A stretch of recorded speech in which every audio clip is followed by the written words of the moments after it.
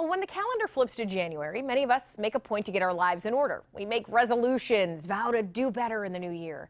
But what about getting your affairs in order? I'm talking about making an estate plan, and now is the perfect time to do it. So I would like to welcome attorney at law and certified financial planner, Gregory DuPont, to the show. So nice to meet you, Gregory. Nice to meet you as well. All right, since this is your first time on the show, let's talk a little about your background and kind of what you can offer for folks. Thank you.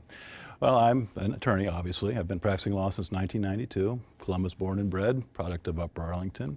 And I have been estate planning as my primary focus for the last 20 years. Okay, so this is what you know, it's what you do. So let's get into some of the things that are involved, because I feel like estate planning does have a few different aspects to it. The first, a will. Most importantly, maybe, why do we need a will? For certainty. You know, a will directs what's going to happen if you pass away. If the person's in charge, it says what you want to have done with your stuff. Absent a will, it's left to chance. There are certain statutes that say where things go, and just about anybody that has an interest could be the person that's put in charge of your estate. So putting a will in place gives you certainty as to what's going to happen with your affairs, your assets, who's going to take care of it, and for most people, the most important thing, who's going to be the guardian of their children. Yeah, and that is hugely important, especially if it's missing, because everything gets tied up in the courts, right, if you don't have a will. It can be a very messy process. Yeah. If you don't have the things planned out correctly, and who can be put in charge can ultimately be someone that you don't want to have in charge. So what kind of costs are involved in resolving an estate, getting these things accomplished? So there are two kinds of costs that you have to be familiar with. One is the actual hard cost of the administration of the estate, and that is throughout Central Ohio, something that is determined by a sliding scale of percentages.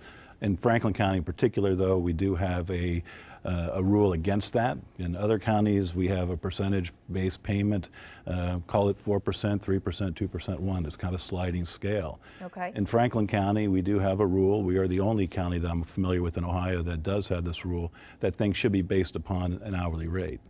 So you have those type of costs, and then you have taxes that are involved potentially.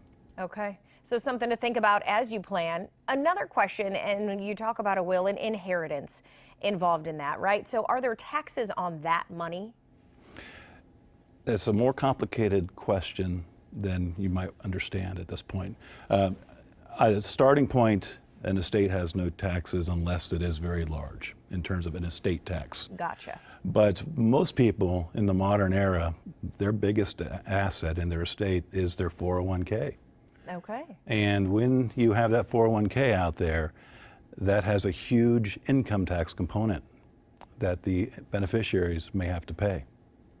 And so for most people, when they hear there is no estate tax, they're a little bit misled because there is that huge income tax that can be out there. Okay, so something else you need to consider, and I think one of the biggest questions people ask, even in this day and age especially, is, why should I have somebody specifically do this for me and not just go online and pay $20 and fill out a will, so to speak, online? What would you say to those folks? Those wills online, doing it yourself, the documents themselves are perfectly legal and enforceable. They have specific procedures set up to make those so that you can do it the right way. What I have seen, though, is that, number one, this is not something that people really want to do. They don't want to go in to see a lawyer, so they want to try to get it done, and they'll do this online.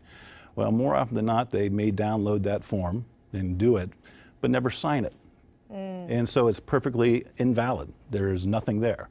And so, you asked me, why do we need a will? I said, certainty. And if that's why you're doing that, and you're doing it online by yourself, you don't have that certainty.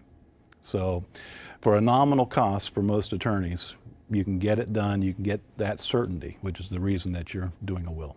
Okay, it makes sense, Gregory. You are offering today a free consumer's guide to estate planning, a simple text to the phone number we're going to put on screen. What can somebody get out of that? So that's a 8-page document that has some of the common questions that I've heard over the years. What's a guardian?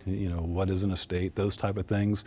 So that's what is involved in that document. Okay, it is all to ensure certainty, and we thank you for being here and sharing with us. Thank you for your time.